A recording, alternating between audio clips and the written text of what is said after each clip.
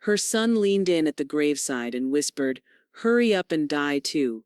Dorothy Miller, 71, didn't flinch. She memorized the moment. By the end of the week, his name vanished from her will, the deed, and every last account. He thought grief would make her weak. Instead, it made her sharper than he ever saw coming. And when he came demanding his share, the silence spoke louder than any slap. "We're about to begin, but if you'd like, share where you're joining from." It reminds me this story doesn't echo into silence. It lands somewhere real. Drop it in the comments, and don't forget to subscribe. Dorothy Miller stood at the edge of the open grave, her gloved fingers tightening around the handle of her black umbrella. The cemetery in Shaker Heights was slick with melting snow, a raw March wind cutting through the rows of tombstones. Mourners shifted uneasily under the canvas tent, the scent of damp earth rising sharp and bitter as the coffin was lowered. She was 71, a widow as of last week, but her face held steady until her only son leaned close. Michael's breath brushed her ear. His words came soft, calculated, disguised as comfort to anyone watching. "Hurry up and die too." Dorothy froze, her body stiffening as if the ground beneath her had shifted. Her heart thudded hard against her ribs, louder than the murmured prayers around her. Across the casket, Kara, the daughter-in-law she had never trusted, pressed a manicured hand against her husband's arm and offered a small smirk, quickly disguised as solemnity. To the other guests it might have looked like sympathy. To Dorothy it looked like satisfaction. Pastor Jim Howard, standing near the head of the grave with his Bible, caught the pallor creeping across Dorothy's face. His weathered eyes lingered on her a moment longer than the others before he turned back to lead the closing prayer. As the final words, "ashes to ashes, dust to dust," were spoken, Dorothy forced her spine straight. The whisper had cut through her grief, replaced sorrow with something sharper, something alive. She would not cry for her husband while Michael was waiting for her to break. She would not give her son the victory he thought he already owned. When the mourners dispersed, coats and scarves flapping in the wind, Michael busied himself shaking hands. He looked like a man enduring inconvenience, not bearing a father. Kara clung to his side, whispering into his ear, and eyeing the cars that lined the road. Dorothy watched them, noting the way Kara's gaze lingered on her handbag, on her rings, on the gold-rimmed glasses she wore. Always calculating. Back in her brick colonial home, the silence pressed in thick. The old grandfather clock ticked from the hallway, the smell of cold wood and extinguished candles settling around her. Dorothy laid her umbrella in the stand and pulled off her gloves with a measured calm. Her eyes moved to the mahogany desk in the corner of the living room. On it sat the heavy binder her husband had kept, the binder that held the will, the deeds, the accounts. She sat, pulling it closer. The leather was worn smooth, the pages inside tabbed with his neat handwriting. Her late husband had trusted order more than people, and this binder was proof. Dorothy lifted the cover, her fingers brushing the familiar notes: life insurance policy, mortgage papers, bank accounts. Each page reminded her of long evenings they had spent organizing their life together. Now it was all her responsibility.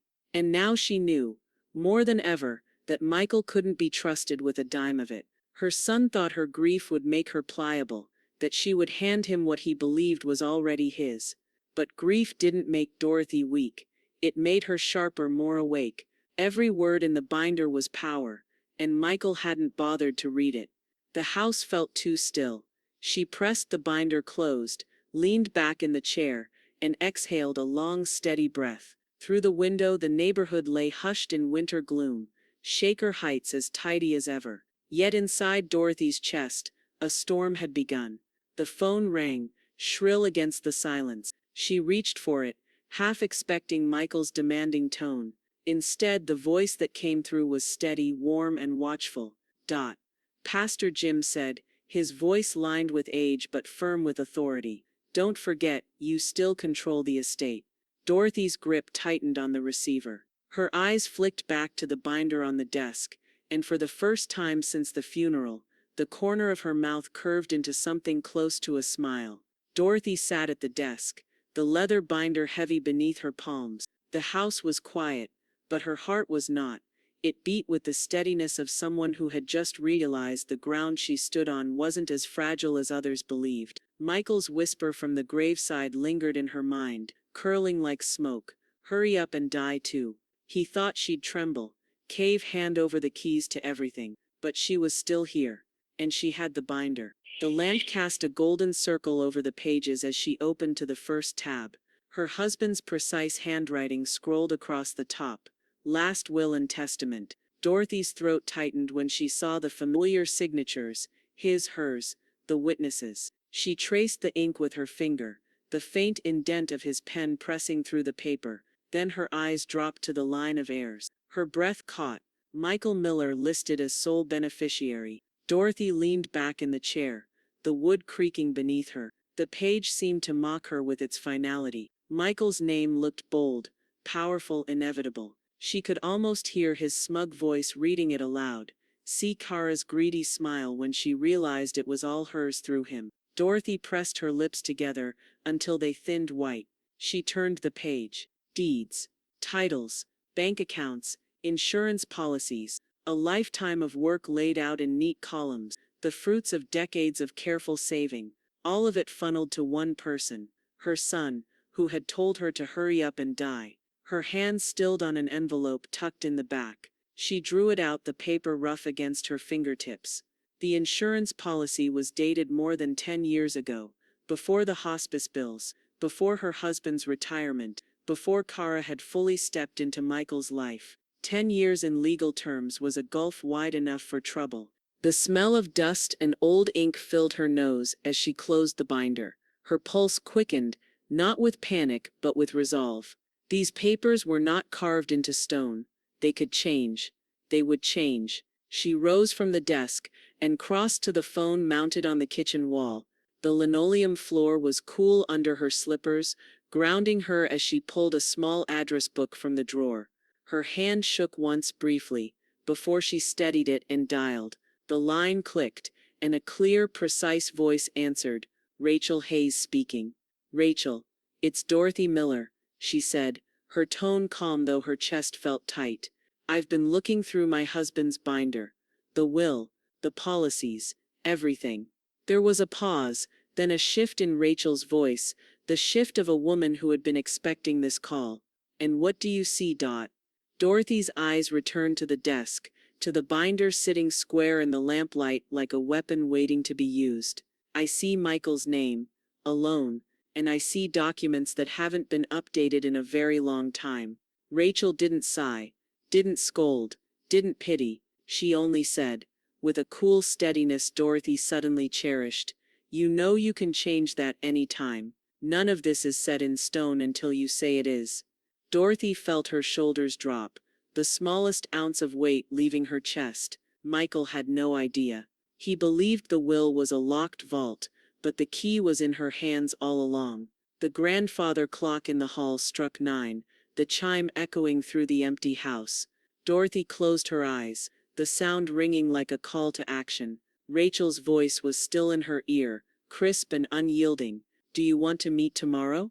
Dorothy opened her eyes. The binder waited, and for the first time that day she smiled. Snow pelted Dorothy's coat as she pushed open the church's side door. The handle was icy against her palm, and the hinges moaned as if they disapproved of the hour.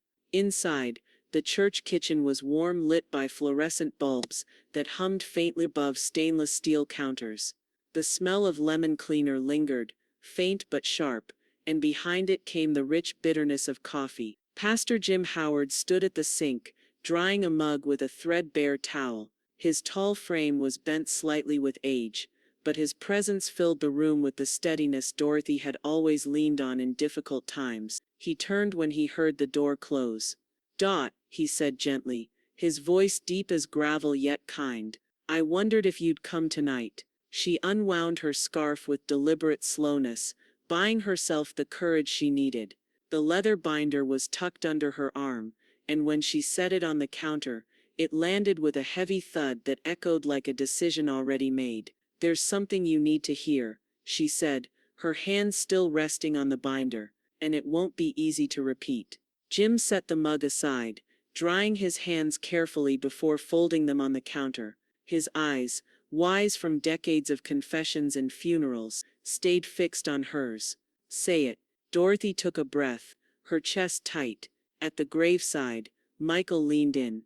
Her voice thinned. "He told me to hurry Balame and die, too." The kitchen seemed to still, even the refrigerator's motor quieted in that moment, as though the room itself had drawn in a breath. Jim's lips pressed together, the kind of expression he used when words failed him. For a long beat, the only sound was the faint ticking of the wall clock above the pantry door. Finally, he shook his head slowly. "That boy's heart has been poisoned by greed," he said. "And greed has no place in love. Don't reward cruelty. Not now." Her hand slid over the binder, smoothing it as though calming a restless child. "He believes everything here is already his. The house, the savings, the insurance. He hasn't even let his father's grave settle, and already he's calculating the payday." Jim's gaze softened. "And what are you calculating?" She lifted the binder, set it upright, and opened it with a crisp snap. Neatly tabbed sections revealed deeds, bank statements, insurance policies, all the pieces of a life built with patience. "I'm calculating my escape from his shadow," she said. "I won't let his cruelty buy him comfort." The fluorescent light glinted off her glasses as she drew out each document, stacking them into a precise folder she had carried in her purse. The papers smelled faintly of old ink and dust, but in her hands they felt like weapons, sharper than Michael could imagine. As she worked, her phone buzzed on the counter. She glanced down. A text from Kara lit the screen. "We should start discussing how to split the life insurance. It's only fair." Dorothy's lips curled, though not in amusement. Fair. The word burned hotter than the coffee steaming in the corner. Without answering, she pressed the phone face down, letting the silence speak for her. Pastor Jim had been watching, his brows knitting in concern. "They'll press you, both of them. They'll try to wear you down." "They already tried," Dorothy said. Her voice was steadier now, iron beneath velvet. "But they don't know I've already started to move the pieces." Jim nodded, stepping closer until the lines of his weathered face caught the light. "Tomorrow you bury more than your husband." Dorothy met his gaze, the binder tight under her arm again. She understood what he meant. Tomorrow wasn't just another day of grief. It would be the day she took back control. Dorothy stepped into the downtown office building, the marble lobby polished to a mirror sheen beneath her boots. The faint scent of floor wax mingled with the bitterness of roasted coffee drifting from a kiosk near the elevators. She held her folder close to her chest, as if the papers inside were armor. Michael thought she had been cowering in grief these last few days. In truth, she had been sharpening her resolve. Rachel Hayes's office overlooked Euclid Avenue, the winter sun pale and flat against the tall windows. Inside, the space was spare but elegant, mahogany shelves lined with casebooks, a brass lamp casting warm light on her desk, the faint tick of an old clock keeping time with steady precision. Rachel rose as Dorothy entered. A woman in her late 60s with silver hair swept into a tidy bun. Rachel had the measured calm of someone who had spent her life untangling the messes left behind by other people. She gestured to the chair opposite her desk. She said warmly. "Come in. Sit down." Dorothy lowered herself into the chair, setting the folder in her lap. Her hands were steady. "I won't waste time. Michael isn't grieving his father. He's circling like a vulture. At the funeral, he leaned over the casket to tell me to die too." Rachel's eyes flicked sharp, though her voice remained even. "I'm sorry, but I can't say I'm surprised.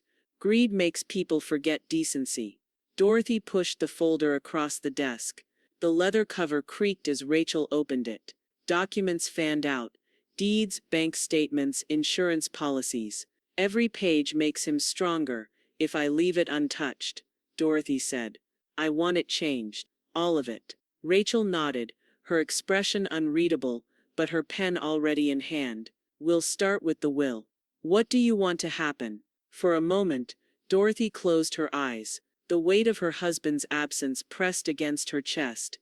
Then she saw Michael's smirk, Kara's wandering eyes at the funeral. Her voice was quiet, but firm as stone. Erase his name. Replace it with something good. Something that honors my husband instead of feeding Michael's spite. The hospice that cared for him. The church that held me upright. Rachel's pen scratched across the paper, the sound sharp in the hushed office. She drafted quickly, her movements practiced, efficient. Dorothy watched, feeling each stroke of ink like the carving of a headstone, not for her husband this time, but for the son who had buried himself with his own cruelty. When the papers were ready, Rachel turned them toward her. This is airtight. He'll have nothing to contest. If this is truly what you want, sign here.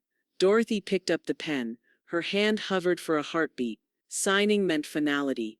It meant Michael was no longer her heir, no longer the boy she once held in her arms after a fever, no longer the man she once prayed would find his footing. With a slow inhale, she pressed the pen to paper. Her signature unfurled across the page, black ink cutting Michael out of her future. She felt no tremor, no second thought, only a quiet strength filling her chest. Rachel slid the documents into a crisp folder, her movements brisk. I'll file this immediately, she said. By the end of the day it'll be sealed. Dorothy exhaled, leaning back. The tick of the office clock felt different now, no longer counting down, but moving forward. Outside the window, traffic hissed over wet pavement. The city's pulse carried on, indifferent to one woman, severing ties with her only son. Dorothy found comfort in that indifference. Rachel leaned forward, voice softening. You've done something very few people have the courage to do. You've chosen peace over fear. Dorothy gathered her coat, the folder tucked neatly under her arm once more. As she stepped into the hallway, the fluorescent lights above hummed like approval. Her phone buzzed in her pocket as she pressed the elevator button. She pulled it out, expecting perhaps a message from Pastor Jim checking in. Instead, the caller ID read, Kara.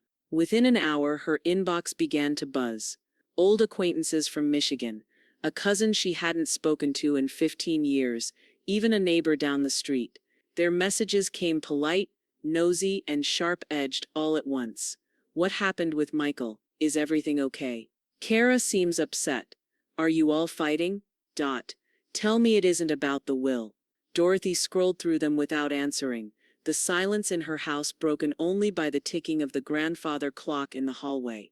The temptation to defend herself tugged at her briefly.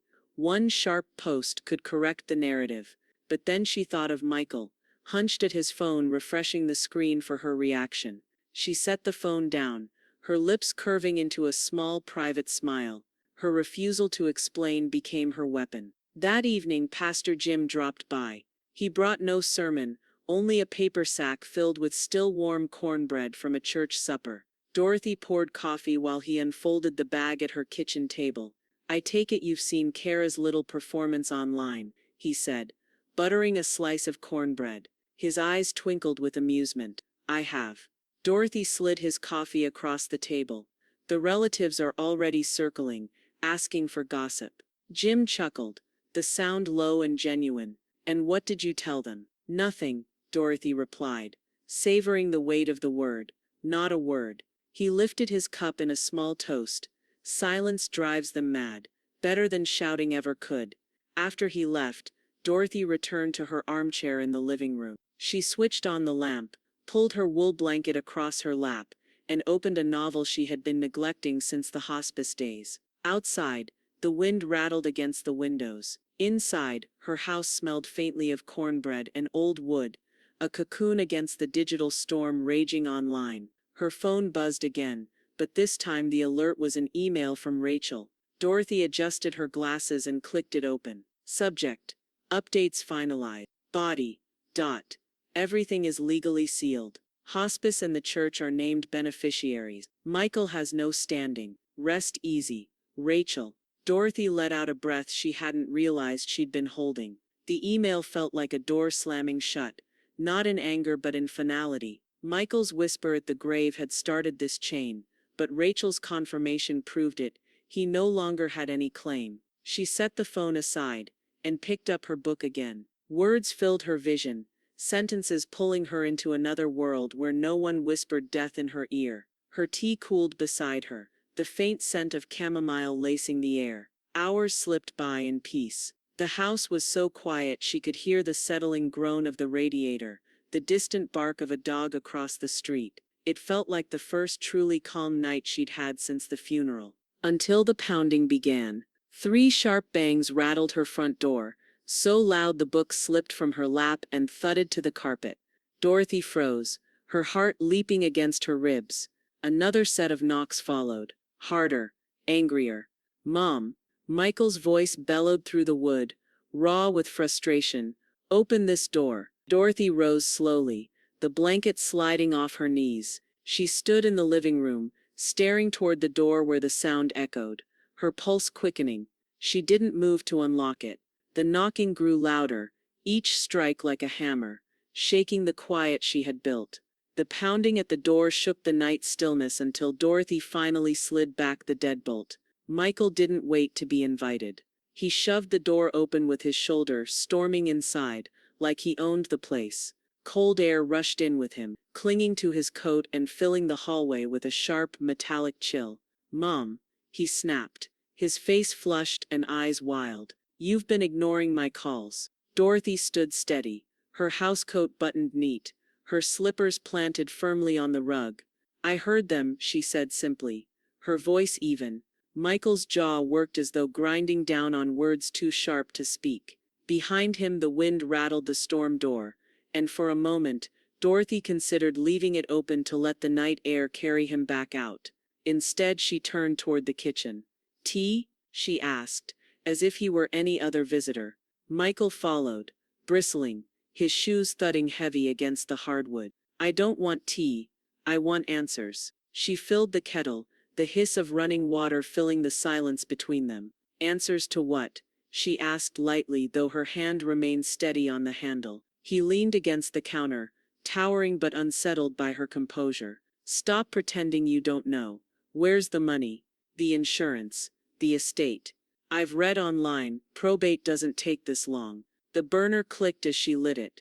"You've been reading too much online," Dorothy murmured. Michael slammed his palm against the counter. The sound jolted the silverware in the drawer. "Don't do this. Dad would have wanted me taken care of. You're dragging this out just to spite me." Dorothy turned, meeting his eyes without flinching. In her hands the teacups rattled faintly, not from fear but from the kettle beginning to boil. "Michael," she said softly, "you'll get what you deserve." His face darkened, confusion flashing into rage. He took a step closer, but Dorothy didn't retreat. The kettle whistled sharply between them, shrill and unrelenting. She poured the water calmly, steam curling into the air, the scent of chamomile spreading like a shield. Michael didn't touch the cup she set in front of him. He stood rigid, chest heaving. "I knew you'd pull something. You've never believed in me. You'd rather give everything away than trust your own son." Dorothy lifted her own cup, sipping without hurry. The warmth slid down her throat, steadying her heart. "Trust has to be earned, not demanded." That broke him. With a harsh laugh, bitter as rust, he shoved back from the table. His chair screeched across the tile. "This house won't protect you forever. You're old, Mom. You'll need help eventually. And I won't be around." Dorothy set her cup down gently. "Then I suppose I'll have peace sooner than expected." Michael stared at her for a beat, as if searching for a crack in her calm. Finding none, he yanked his coat tighter and stormed toward the door.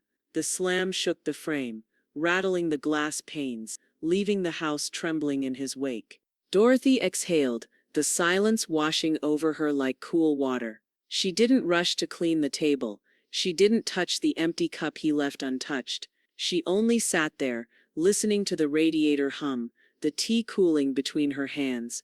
A softer knock came minutes later. Dorothy's heart lurched, then relaxed. This one wasn't frantic or angry. She opened the door to find Pastor Jim, snow dusting his coat collar, holding a pie wrapped neatly in foil. "Thought you might like something sweet," he said, his smile small but knowing. Dorothy stepped aside to let him in. The smell of cinnamon and butter drifted from the pie, warming the cold edges Michael had left behind. Michael came by, she admitted quietly, as they moved to the kitchen. Jim nodded, setting the pie on the counter. And left in a storm, I assume. Dorothy allowed herself a wry smile. You could say that. Before Jim could respond, Dorothy's phone buzzed on the counter. She picked it up, her breath catching when she saw Rachel's name. Funds have been officially redirected. The message read. Dorothy's fingers tightened around the phone. Michael had stormed out believing the money was still his. By the time he learned the truth, his rage would be a wildfire. Dorothy unfolded the letter slowly, the paper crisp and official, smelling faintly ink and envelope glue. The Hospice Foundation seal gleamed at the top. She read the words once, then again, her chest tightening, not with dread, but with release. Thank you for your generous donation in the name of Richard Miller. Your gift will support dozens of families in need of care, ensuring dignity in their most difficult days. Her husband's name printed there, tied forever to kindness rather than greed, steadied her. Michael's whisper at the grave, venom dripping, seemed to dissolve under the weight of this moment. Dorothy pressed the letter against her chest, as if shielding it from the walls themselves. That same day, Kara's first text arrived. Michael says the estate check should be here by now. Did it get lost in the mail? Dorothy set the phone face down on the kitchen table, beside the letter of gratitude. She brewed herself coffee, the smell rich and grounding, letting the silence of the house swallow the buzz of incoming notifications. By evening, Kara sent another message. Thinner in patience, we keep checking the mailbox. Nothing's coming. What's going on? Dorothy didn't reply. She sat in her armchair instead, the hospice letter folded neatly in her lap. Her silence was its own kind of inheritance. Over the next week, Michael's desperation began to bleed through every voicemail. The first was curt. There's obviously a delay. Tell me the truth, Mom. The second sharper. We're not stupid. We know the money's there. Stop stalling. By the fourth, his tone cracked into plea.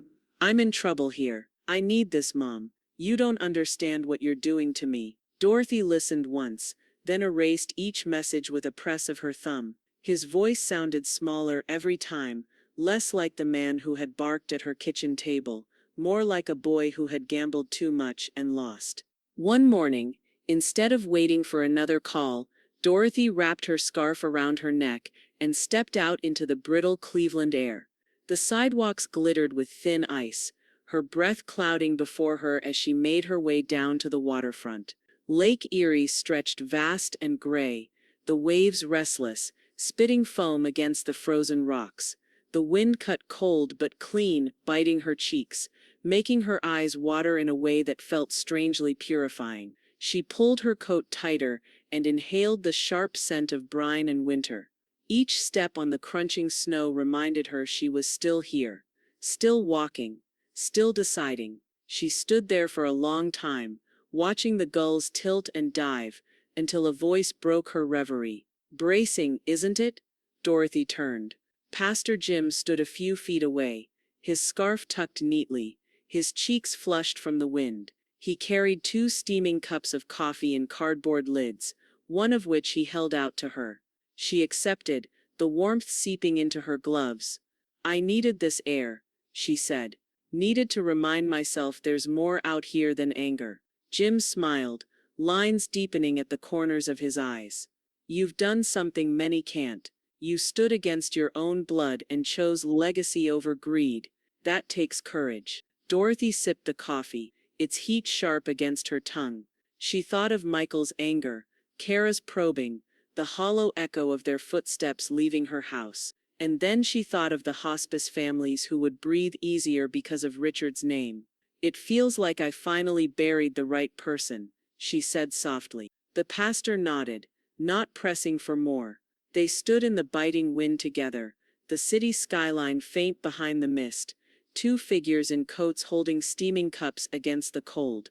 By the time Dorothy returned home, her spirit felt steadier. She removed her coat, hung it neatly, and moved to the kitchen where her phone buzzed once more. Expecting another message from Michael, she sighed and checked it. But it wasn't him, it was Rachel. The text was short, but it cut sharper than any voicemail. We need to talk. Michael is threatening to contest the will. Dorothy's hand stilled over the screen, her breath caught. The storm she thought she'd weathered was only gathering force. Dorothy sat at her kitchen table with Rachel's voice steady in her ear. The attorney's words were calm but carried the weight of certainty. Don't let him shake you. The paperwork is airtight. Every signature in place, every filing recorded. He can huff and puff all he wants, but there's no house of cards to blow down. Dorothy traced her finger along the rim of her teacup. Listening, she pictured Michael pacing his living room, Kara egging him on, both of them convinced that anger could bulldoze the law. For years she had been the one who folded first, avoiding conflict, smoothing things over. Not anymore. "Thank you, Rachel," she said softly. "I needed to hear that." Later that week, the phone calls began, not pleading this time but laced with threat. Michael's voice carried a false bravado, the kind he used as a teenager when caught lying. "Mom, you don't want this to get ugly. If you think people will respect you after this, you're wrong. Everyone knows what you're doing. You'll regret it." Dorothy listened once, then pressed delete. The machine clicked back into silence, as unmoved as she was. Kara, meanwhile, had taken her campaign public. At the corner store, neighbors whispered that Kara had been seen with red eyes, telling anyone who would listen how unfairly she and Michael were being treated.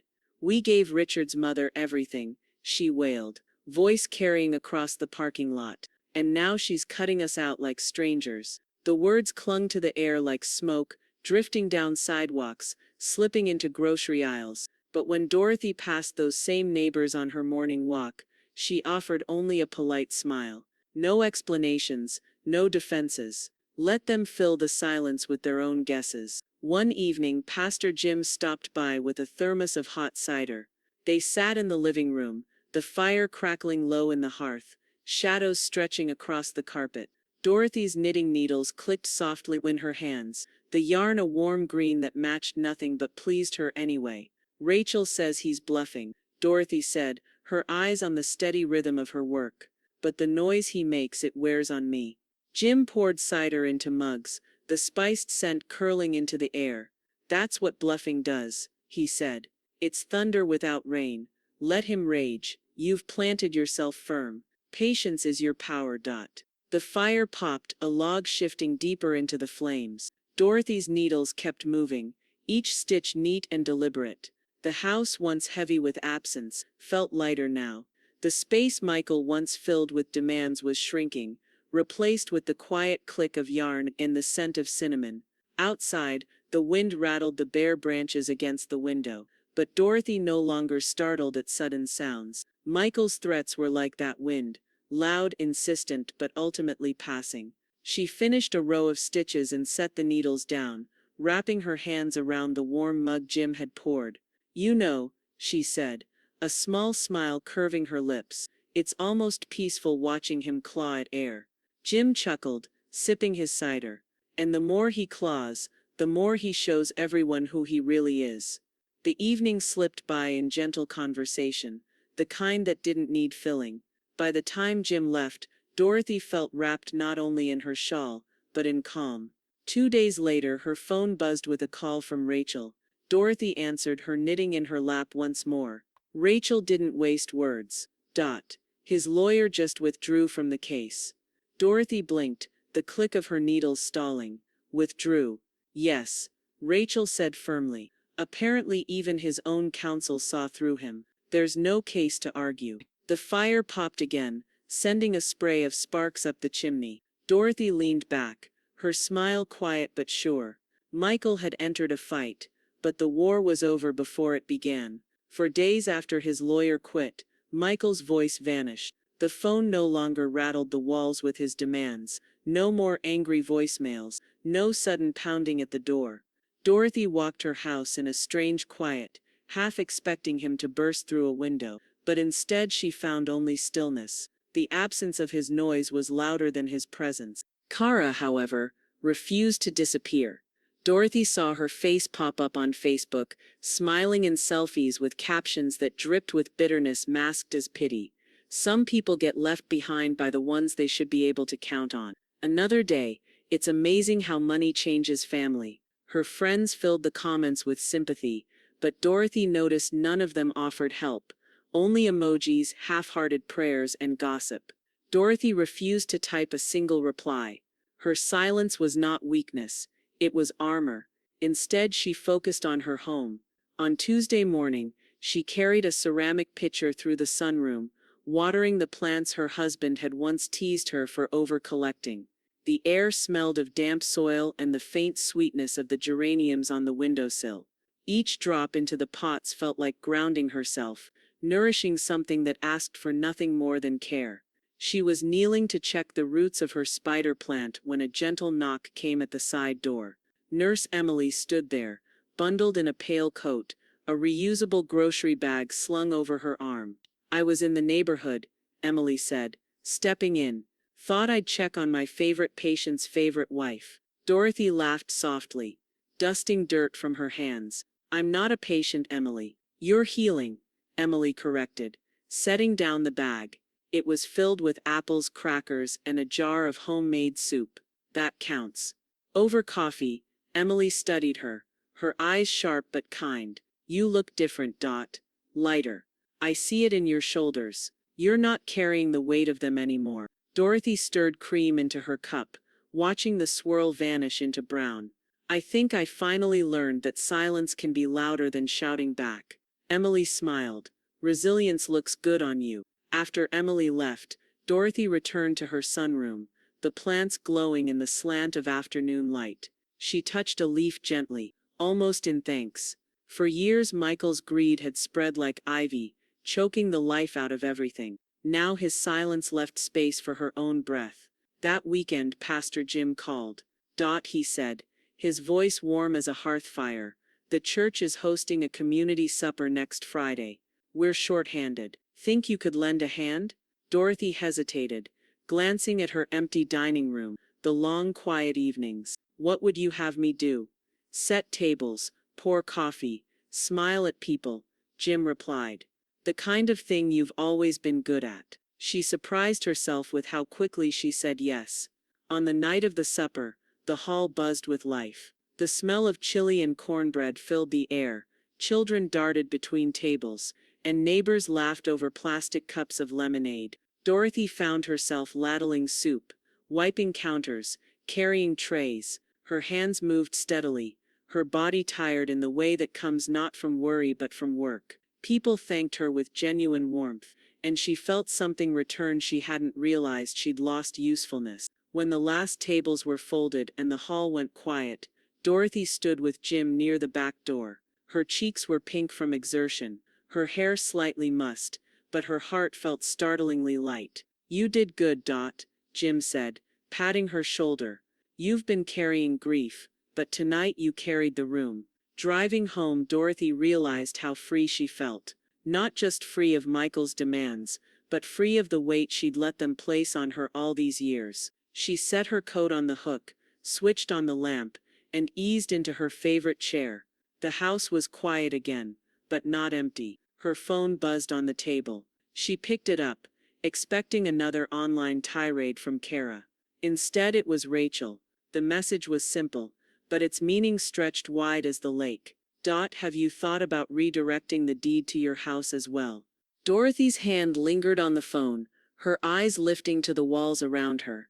Her husband's picture hung above the mantel, the home they'd built together wrapped around her like a second skin. Redirect the deed, protect it forever. The question hung in the air, weighty as a gavel. Dorothy sat in Rachel Hayes's office again, the thick folder of documents spread open between them.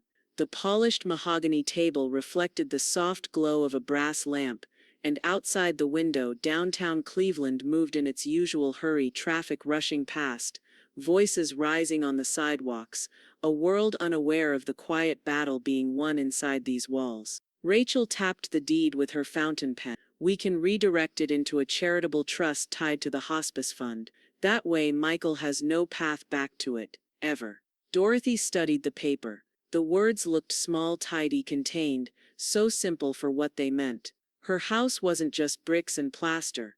It was 40 years of birthdays and Thanksgivings, the smell of her husband's pipe in the den, the scratch of his handwriting on recipe cards tucked in drawers. It was the last piece Michael thought he could dangle over her, his final bargaining chip. He's always believed this house was waiting for him, Dorothy said, her voice low, like I was only a placeholder until he could claim it. Rachel nodded, her expression steady but edged with steel. And now he never will. The attorney slid the papers across the table. Dorothy picked up the pen, her hand firm, not trembling. Signing the will had been one kind of freedom. This was another. Her name flowed in ink across the line, cutting Michael's future away in a clean stroke. When the final signature dried, Rachel gathered the documents with a crisp shuffle. It's done. Legally filed today. Hospice will inherit your home when the time comes. Dorothy exhaled, her shoulders sagging with a relief she hadn't known she was still carrying. Then the house is safe. The door creaked open behind her, and Pastor Jim stepped inside. Rachel had invited him, knowing his presence was both comfort and witness. He carried himself with quiet pride, his coat still dusted with flakes of snow. You've done something bold, he said, settling into the chair beside her. And right. Dorothy looked at him, her throat tightening. It doesn't feel bold, it feels final, like closing a door that should have been shut years ago. Jim reached across, squeezing her hand. His palm was warm, grounding her. Final can be freedom. They left the office together, stepping into the brisk bite of Ohio winter. The wind tugged at Dorothy's scarf, snapping it against her coat. She inhaled deeply, the air cold enough to sting, and felt lighter with every step down the stone steps. The city sounds, the honk of horns, the chatter of passers-by, the rumble of buses, seemed distant compared to the quiet certainty inside her. She had buried her husband, buried Michael's claim to the estate, and now buried his claim to her home. All that remained was peace. Snowflakes swirled as she and Jim walked toward the parking lot. He carried her folder under one arm, like a soldier safeguarding victory. You've built something he can't tear down, Jim said gently. Dorothy nodded. And I've finally learned that I don't owe him a single thing. The ride home was quiet. The neighborhood streets in Shaker Heights lay still, dusted in white, lights glowed warm in windows, as families gathered for dinner, a sight Dorothy had once envied, but now simply appreciated. She stepped inside her house, closing the door softly behind her. The warmth of the radiator met her, mingling with the faint scent of cinnamon from the pie Jim had left earlier in the week. For the first time she looked around her living room and didn't see Michael's shadow hovering over it. She saw only her husband's memory, her own life, her own space, safe at last. The phone rang, sharp against the quiet. Dorothy moved toward it, expecting perhaps Rachel calling again, or Jim checking she'd gotten home safely. She lifted the receiver. On the other end, Kara's voice broke, ragged and wet with tears. Dorothy. I don't know what to do. Dorothy's grip tightened. What's happened? He's gone, Kara sobbed. Michael left. He packed up. He's disappeared. He didn't tell me where. I don't know what to do. The line crackled with Kara's crying. Dorothy stood frozen, the house around her suddenly colder than the winter air outside. Michael was gone. Dorothy stood still in the center of her living room, the ticking of the grandfather clock marking each heavy second. Kara's voice trembled, dripping with fear, but Dorothy felt none of it reach her. Instead, she remembered Michael's whisper at the graveside, hot and cruel against her skin, "Hurry up and die too." The words had burned themselves into her bones. She lowered herself into her armchair, the phone pressed loosely in her hand. Kara kept talking, sobbing, begging for sympathy. Dorothy's eyes drifted across the room, to the will papers tucked safely in her desk, to the folder Rachel had sealed with law and finality. Kara sniffled into the receiver. I think he's in trouble. He owes people. I can feel it. Please, you have to tell me what to do. You're still his mother. Dorothy's silence stretched long. She pictured Michael's face, contorted with anger as he slammed her door, his greedy eyes scanning her silverware, his voice demanding money that wasn't his. He had buried her with cruelty 100 times before. This time she had buried him, with signatures, with paper, with choices he would never undo. Finally she lifted the receiver from her ear, and set it gently back in its cradle. The line cut off mid-sob. The silence afterward was rich, almost holy. Dorothy leaned back, exhaling through her nose. She felt no guilt, no doubt, only a stillness she hadn't known in years. That evening, Pastor Jim came by. Snow clung to his boots as he stepped inside, carrying a thermos of hot cider. He poured it into mugs at her kitchen table, the spiced steam curling sweet and sharp through the room. "To freedom," he said, lifting his mug. His eyes twinkled over the rim. Dorothy raised hers in return. The first sip burned pleasantly, sliding down her throat with warmth that settled deep in her chest. "To freedom," she echoed, the words soft but certain. For the first time in weeks, they didn't speak of Michael. They talked instead of the church supper, of spring plantings, of a neighbor's new puppy that barked too much at night. The ordinariness of it soothed her, the way Jim's laughter rolled steady, the way the cider carried cinnamon and cloves. The next morning, Dorothy sat at her desk, a fresh checkbook open before her. She wrote out another donation to the Hospice Foundation, her husband's name steady in her cursive. Sliding it into an envelope, she sealed it firmly, pressing the flap down with conviction. Each gift was another stone laid on the path away from Michael, another brick closing the door he'd always tried to pry open. Walking it to the mailbox, she inhaled the crisp Ohio air. The snow had begun to soften under the weak sun, dripping from gutters, soaking into the ground. The neighborhood was hushed, but the sound of her boots crunching on the salted walk felt like music. She raised the red flag on the mailbox and stood a moment, hand still on the cold metal. Peace filled her chest like breath finally released. Inside, she placed the kettle on the stove, the hiss of water warming the air. Her hands no longer shook when she reached for the cups. She had buried him with paper. She had written her own freedom in ink. The phone rang just as the kettle began to whistle. She answered without hurry, expecting Emily or Jim. But it was Rachel. Her attorney's voice was clipped. "Urgent. I need you to know, Michael's gone. He fled town last night. He's left behind debts. Bad ones. Creditors are calling. He's vanished into the wind." Dorothy stood frozen, the kettle shrieking beside her. Michael hadn't just stormed out of her house, he had vanished from her life, leaving chaos in his wake. 2 days later, Kara packed up. Dorothy watched from the window as a rattling sedan pulled into the driveway, Kara's parents stepping out to help her load bags. Even from a distance, Dorothy could see the slump in her daughter-in-law's shoulders, the sharpness drained from her face. The woman who once smirked at silver spoons now clutched boxes like lifelines. Kara glanced at the house once, her eyes hollow, her face blotchy from tears. But Dorothy did not step outside. She did not wave. She only stood behind her curtains, quiet as stone, until the car disappeared down the street. For the first time since the funeral, the house felt wholly hers. That evening, Dorothy settled on the porch. The air carried the bite of late winter, cool but softened with a promise of spring. She wrapped a shawl around her shoulders, listening to the faint hum of traffic beyond the neighborhood, and the rustle of bare branches swaying against one another.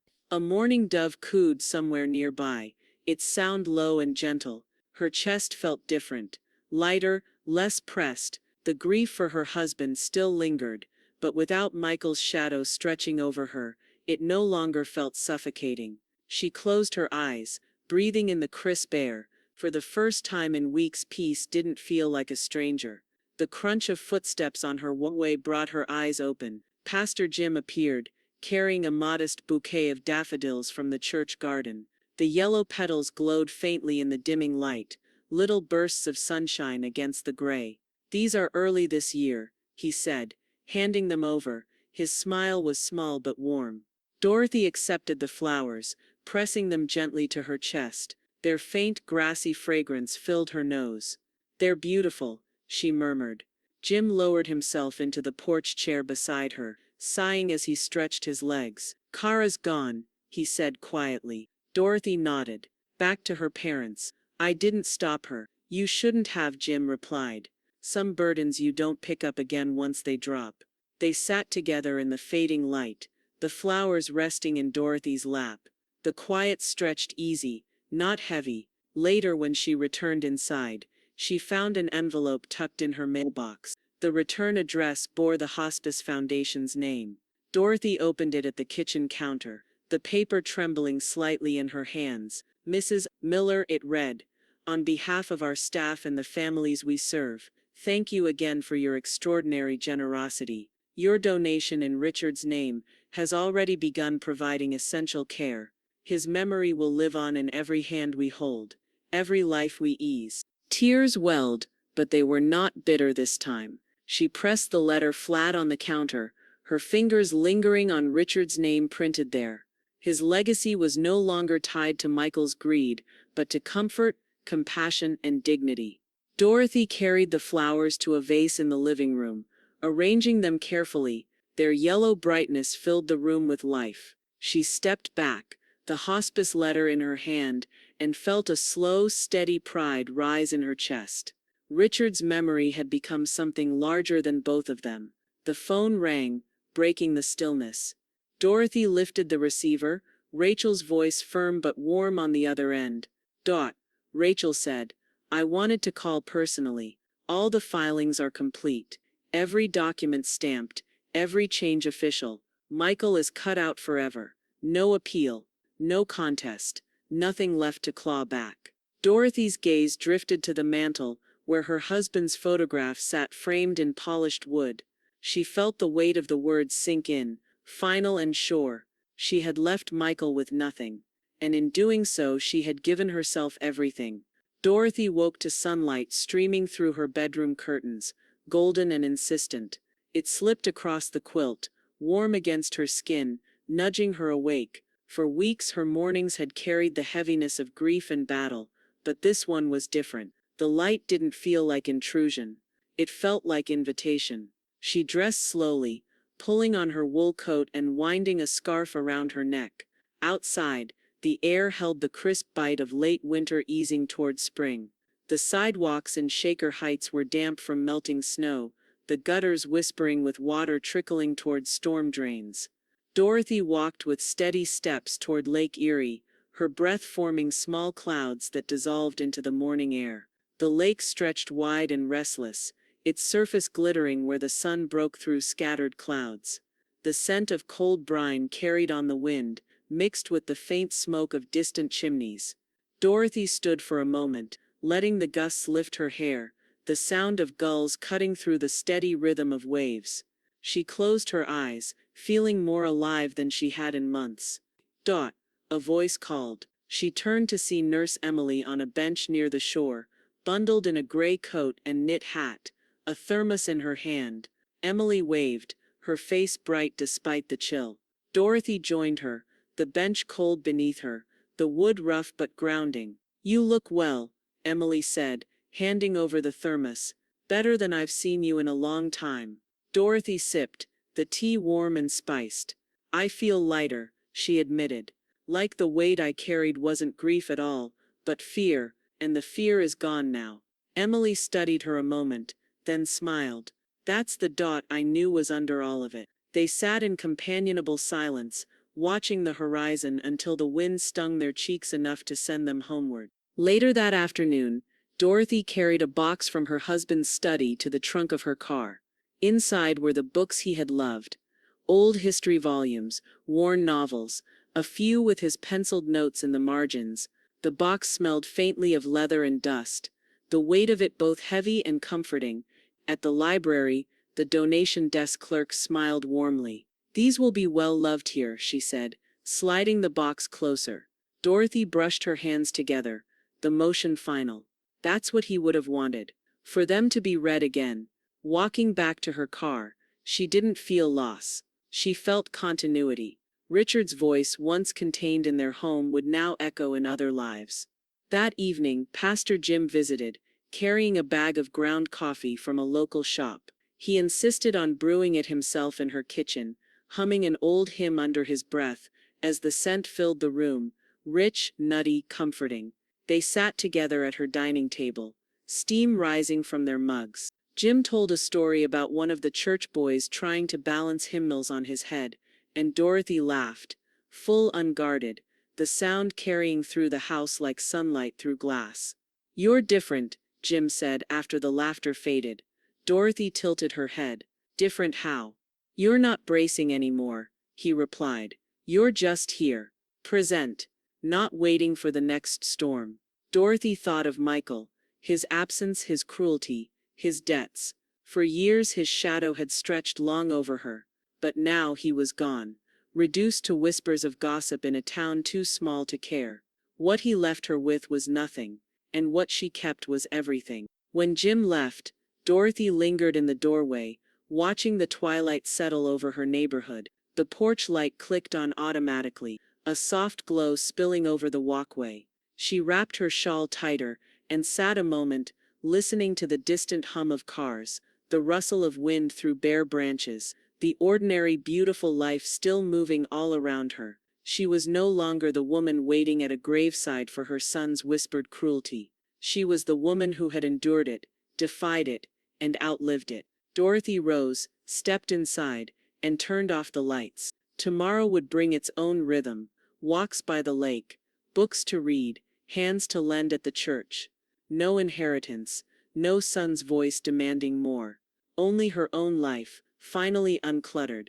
She looked once more at her husband's photo on the mantel, then at the hospice letter pinned beside it. Her legacy was not in what she left to Michael, but in what she gave away freely, to kindness, to care, to love that reached beyond her own walls. And with that certainty warming her chest, she whispered into the quiet room, as if answering her son's words once and for all. He whispered death, but I chose life and left him nothing.